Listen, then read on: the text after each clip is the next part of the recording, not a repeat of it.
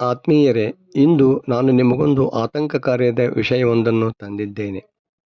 ಅದೇನೆಂದರೆ ವೇಗವಾಗಿ ಹರಡುತ್ತಿರುವ ಡೆಂಗಿ ಜ್ವರ. 2019ರಲ್ಲಿ ಕಾಣಿಸಿಕೊಂಡಿದ್ದ ಕೊರೋನಾ ವೈರಸ್ನಿಂದ ಇದೀಗ ನಾವು ಪಾರಾಗುತ್ತಿದ್ದೇವೆ. ಆದರೆ ಆ ವೈರಸ್ನ ಕಹಿ ಅನುಭವವನ್ನು ನಾವೆಲ್ಲ ಈಗಾಗಲೇ ಅನುಭವಿಸಿದ್ದೇವೆ. ಸದ್ಯ ಡೆಂಗಿ ಕೂಡ ಅದೇ ಮಾದರಿಯಲ್ಲಿ ಭಯವನ್ನು ಹುಟ್ಟು ಹಾಕಿದೆ. ಆದರೆ ಡೆಂಗಿ ಜ್ವರಕ್ಕೆ ಭಯಪಡುವ ಅಗತ್ಯ ಇಲ್ಲ.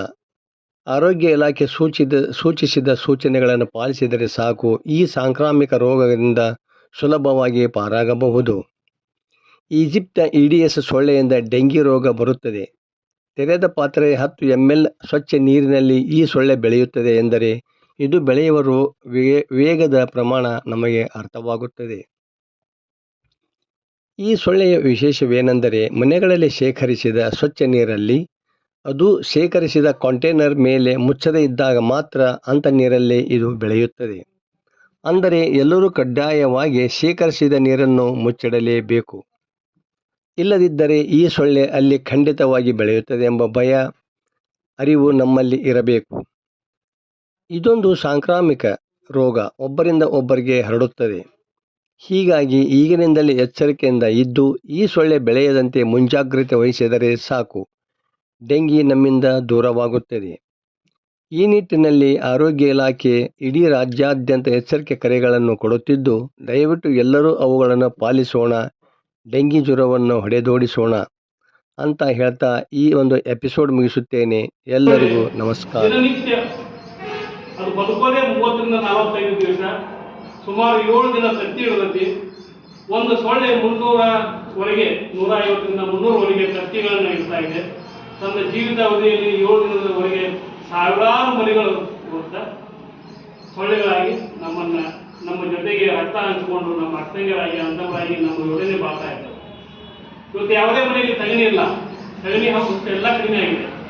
ಆದ್ರೆ ಪ್ರತಿಯೊಬ್ಬರ ಮನೆಯಲ್ಲಿ ಸೊಳ್ಳೆಗಳು. ಸೊಳ್ಳೆ ಯಾಕೆ ಜಾಸ್ತಿ ಆಗ್ತದೆ ಅಂದ್ರೆ ಒಂದು ನೀರು, ಪ್ರಮುಖವಾದಂಥ ಔಷಧಿ ನೀರು. ಇವತ್ತು ನಾವು ನೀರನ್ನ ವಾರಕ್ಕೊಮ್ಮೆ 15 ದಿನಕ್ಕೊಮ್ಮೆ ಬರ್ತದೆ ಅಂತೇಳಿ ನಾವು ಶೇಖರಣೆ ಮಾಡಿರ್ತೀವಿ, ಆದ್ರೆ ಅದನ್ನ ಮುಚ್ಚಿಡಂಗಿಲ್ಲ. ದಿನನಿತ್ಯ ನೀರು ಬರ್ತಾವ ಅಂತೇಳಿ ಕೆಲವೊಂದು ಹಳ್ಳಿ ಒಳಗೆ ಬೇಕಾಬಿಟ್ಟಿಯಾಗಿ ತುಂಬಿಡ್ತೇವಿ, ಮುಚ್ಚಿಡಂಗಿಲ್ಲ. ಹೀಗಾಗಿ ನಮ್ಮ ನೀರು ಏನಿದೆಲ್ಲ ಆ ಸೊಳ್ಳೆಗಳ ಉತ್ಪತ್ತಿ ಕಾರಣ ಆಗಿದೆ. ಈ ಒಂದು ಡೆಂಗಿ ಜ್ವರ ಮತ್ತು ಚಿಕನ್ಗುನ್ಯಾ ಇವೆರಡು ಈಜಿಪ್ಟ ಈಡಿಸ್ ಅನ್ನುವ ಸೊಳ್ಳೆಯಿಂದ ಬರುವಂತ. ಈ ಈಜಿಪ್ಟ ಈಡಿಸ್ ಸೊಳ್ಳೆ ಎಲ್ಲರ ಮನೆಯೊಳಗೂ ಅದಾವ್ರಿ. ಯಾವುದೇ ಒಂದು ಕಂಟೈನರ್ ಒಳಗೆ ಓಪನ್ ಆಗಿ 10 ml ನೀರು ಐತೆ ಅಂದ್ರೆ ಸಾಕು. ನೀವು ಅಬ್ಸರ್ವ್ ಮಾಡ್ರಿ, ನಾವು ಈ ಮಳೆಗಾಲದೊಳಗೆ ಹೊಲ್ದಾಗ ಅಡ್ಡಾಡೋ ಟೈಮ್ನಾಗ ಎತ್ತಿನ ಹೆಚ್ಚು ಮುಡಿತಾವಲ್ಲ, ಅದು ಗಿಡದ ಕೆಳಗೆ ಏನಾರು ಇತ್ತಪ್ಪ ಅಂತಂದ್ರೆ ಅಲ್ಲಿ ಅಬ್ಸರ್ವ್ ಮಾಡ್ರಿ, ಅಲ್ಲಿ ಸಹಿತ ಲಾರ್ವಾ ಕಾಣಿಸ್ತದೆ. ಕಂಟೈನರ್ ತಗೊಳ್ಳಿ, ಯಾವುದೇ ಕಂಟೈನರ್. ಉದಾಹರಣೆಗೆ ಫ್ರಿಜ್ ಇರ್ತದೆ, ಫ್ರಿಜ್ಜಿಂದ ಒಂದು ಬಾಕ್ಸ್ ಇರ್ತೈತಿ. ಆ ಬಾಕ್ಸ್ ವಾರಕ್ಕೆ ಒಂದ್ಸರಿ ಅದನ್ನ ತೆಗೆದು ನಾವು ಕ್ಲೀನ್ ಮಾಡಿ ಡ್ರೈ ಮಾಡಿ ಅದನ್ನ ನಾವು ಹೊಳ್ಳಿ ಹಾಕ್ಬೇಕು, ಫಿಟ್ ಮಾಡೋದ್ರಿ. ಆದ್ರೆ ಎಷ್ಟೋ ಮಂದಿ ಅದನ್ನ ಹಣಿಕೆ ಹಾಕಂಗಿಲ್ಲ. ಸೊ ಅಲ್ಲಿ ನೋಡಿ ನೀವು, ಅಲ್ಲಿ ಸಹಿತ